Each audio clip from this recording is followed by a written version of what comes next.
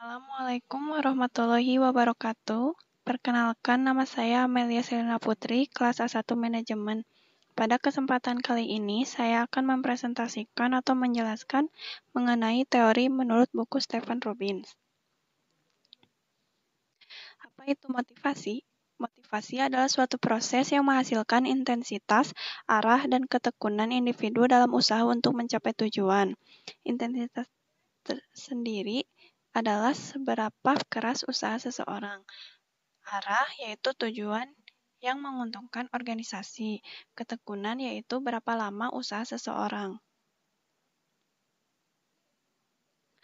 Motivation Theory Group atau kelompok teori motivasi dibagi menjadi dua kelompok. Yang pertama ada Early Theory Motivation dibagi menjadi tiga, yaitu teori hierarki kebutuhan, teori X dan Y, dan ketiga teori dua faktor.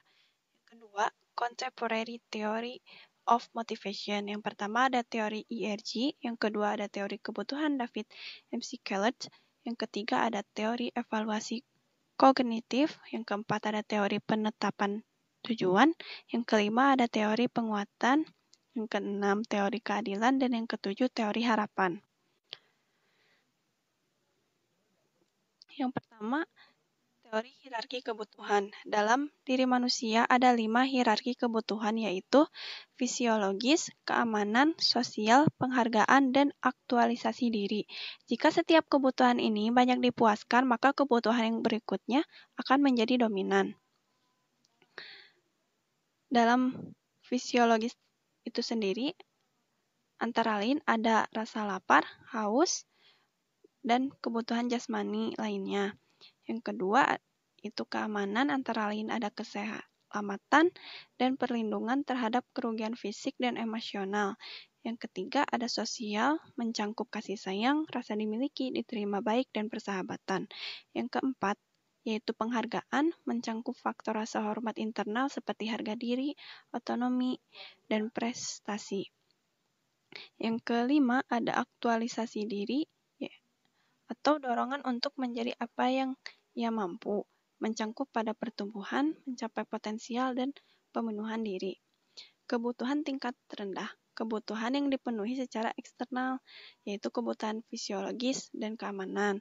Lalu ada kebutuhan tingkat tinggi, yaitu kebutuhan yang dipenuhinya secara internal, dan digolongkan dalam sosial, penghargaan, dan aktualisasi diri.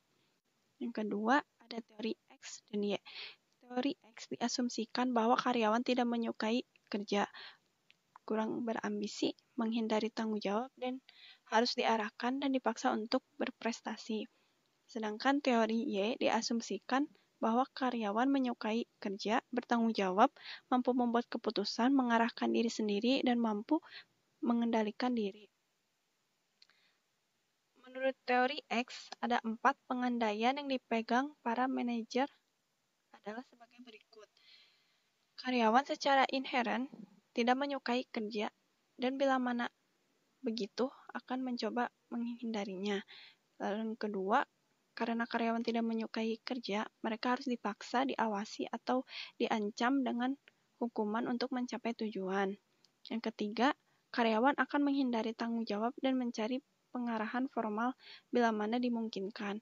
Yang keempat, kebanyakan karyawan menaruh keamanan di atas semua faktor lain yang dikaitkan dengan kerja dan akan menunjukkan sedikit saja ambisinya. Sedangkan teori Y itu kebalikannya. Karyawan dapat memandang kerja sama wajarnya seperti istirahat atau bermain. Orang-orang akan menjalankan pengarahan diri dan pengawasan diri jika mereka komit pada sasaran. Rata-rata orang dapat belajar untuk menerima bahkan mengusahakan tanggung jawab. Kemampuan untuk mengambil keputusan inovatif tersebar meluas dalam populasi dan tidak hanya milik dari mereka yang berada dalam posisi manajemen. Yang ketiga ada teori dua faktor. Teori dua faktor atau motivation hygiene, faktor-faktor intrinsik yang berhubungan dengan kepuasan kerja, sedangkan faktor-faktor ekstrinsik dihubungkan dengan ketidakpuasan.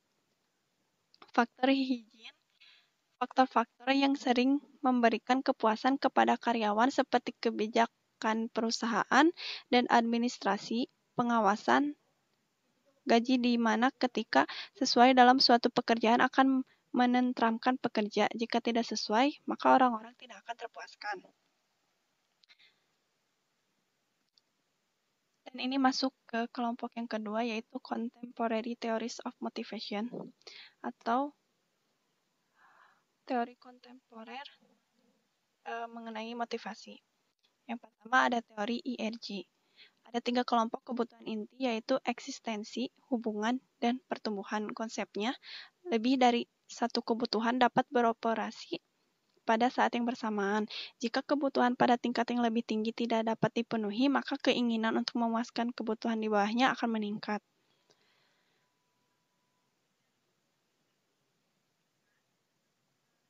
Yang kedua, ada teori kebutuhan David McClelland. Dibagi menjadi 3. Yang pertama ada kebutuhan akan prestasi atau dorongan untuk mengungguli berprestasi dalam seperangkat standar, berusaha keras untuk sukses. Yang kedua, kebutuhan akan kekuasaan, kebutuhan untuk membuat orang lain berperilaku dalam suatu cara di mana orang tersebut tidak akan berperilaku demikian. Yang ketiga, kebutuhan akan afiliasi, keinginan untuk berhubungan antar pribadi secara ramah dan dekat.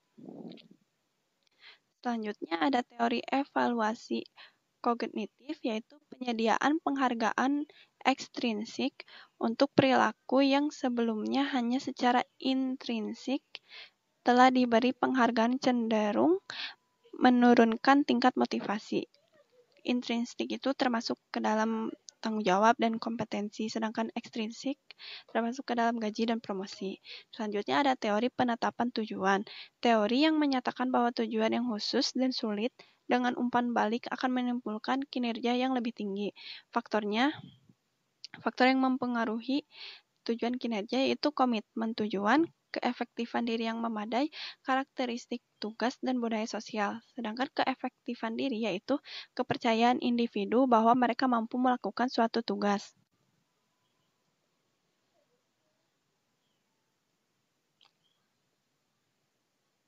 Selanjutnya yaitu teori penguatan, bahwa perilaku adalah fungsi dari konsekuensi-konsekuensinya. Konsepnya yaitu perilaku disebabkan oleh lingkungan, perilaku dikendalikan oleh pemerkuat, dan penguatan memungkinkan perilaku untuk diulang.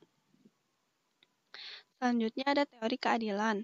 Individu-individu membandingkan masukan dan keluaran pekerjaan mereka dengan orang lain, dan kemudian akan merespon untuk menghilangkan ketidakadilan. Bila muncul ketidakadilan, maka karyawan akan melakukan 1. Mengubah, misalnya mengurangi upaya.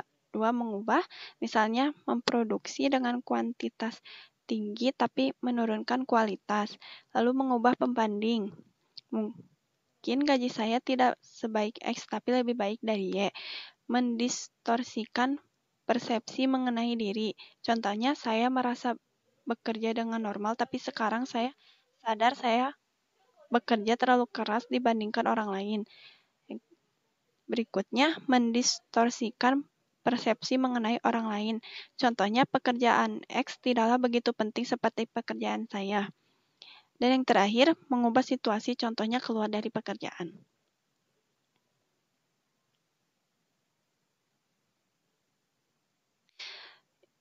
Lalu yang berikutnya, teori harapan atau expectancy teori, yaitu kecenderungan untuk bertindak dengan cara tertentu tergantung pada harapan bahwa tindakan akan diikuti oleh keluaran tertentu dan daya tarik keluaran tersebut bagi individu. Lalu ini ada bagannya. Individual effort atau upaya individu, lalu individual performance atau kinerja individu, lalu organizational rewards atau penghargaan organisasi, lalu personal goals atau tujuan pribadi.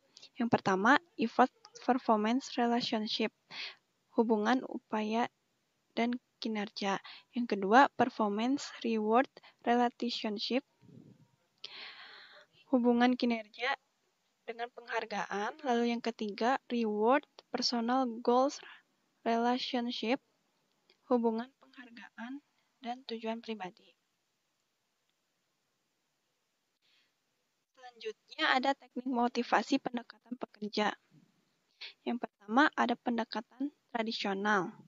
Pendekatan ini dikenal sebagai suatu pendekatan yang beraliran keras yang lebih memandang manusia sebagai alat produksi. Pendekatan ini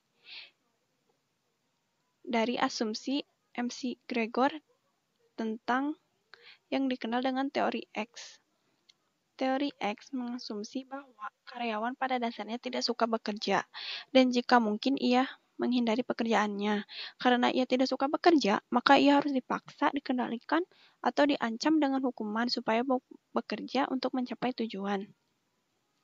Karyawan cenderung menghindari tanggung jawab dan lebih suka diarahkan secara formal. Karyawan pada umumnya prioritaskan keselamatan di atas faktor-faktor lain yang dikaitkan dengan pekerjaan dan kecil ambisinya. Lalu yang kedua ada pendekatan human relation. Pendekatan ini mengutamakan hubungan yang baik antara atasan dan bawahan. Pendekatan ini berdasarkan asumsi McGregor tentang manusia yang dikenal dengan teori Y.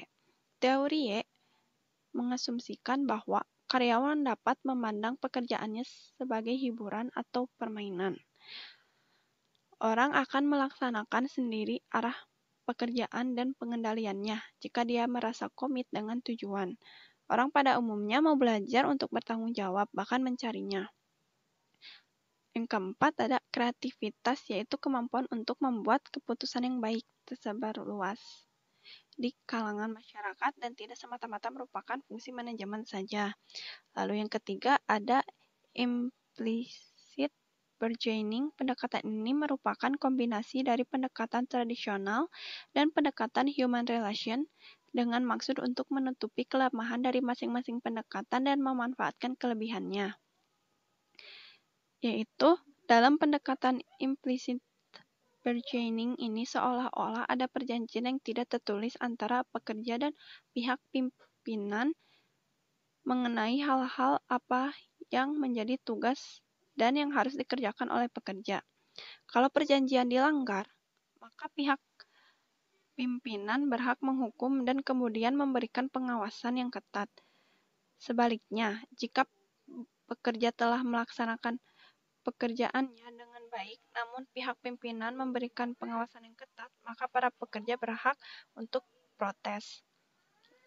Yang keempat, kompetensi, yaitu asumsi dari pendekatan ini bahwa dengan menciptakan situasi persaingan diharapkan motivasi kerja akan bertambah besar.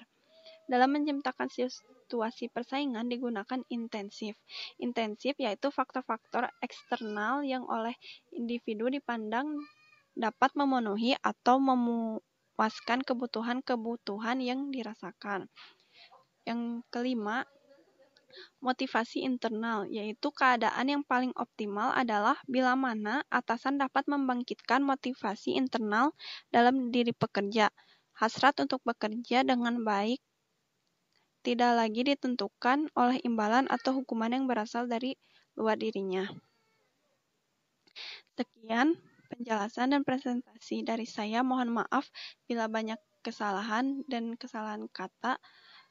Wassalamualaikum warahmatullahi wabarakatuh.